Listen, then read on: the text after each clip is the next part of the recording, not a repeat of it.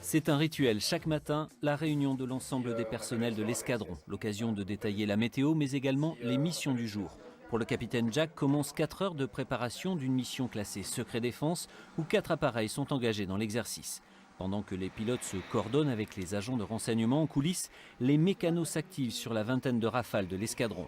Ultime répétition pour les pilotes, balais parfaitement huilés pour une mise en route des réacteurs à l'heure prévue.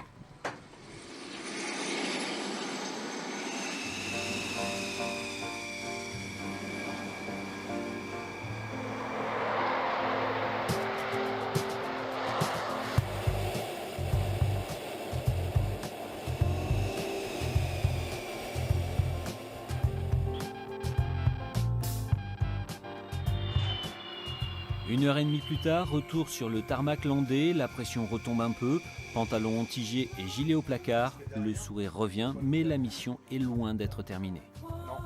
C'est un peu après le posé, effectivement, où on réalise vraiment ce qui s'est passé, mais là, il n'y a pas tous les éléments pour vraiment débriefer, si vous voulez. On est encore 2-3 heures après sur la mission, donc on prend le temps de manger quand même, de se restaurer rapidement.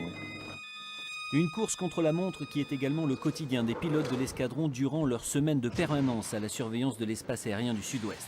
7 minutes pour décoller et porter secours à un appareil en panne de radio ou en dérive de trajectoire. Une rapidité d'action que tous les Aquitains ont entendu début mai lors du passage du mur du son d'un Rafale au large des côtes landaises. C'est un pilote de l'escadron ici qui a décollé sur ordre, qui est passé supersonique pour intervenir le plus rapidement possible sur l'avion. Voilà, donc la procédure a été menée jusqu'au bout et ça s'est bien terminé. Un événement venu mettre en lumière le travail de l'ombre des personnels du Normandie-Niemen.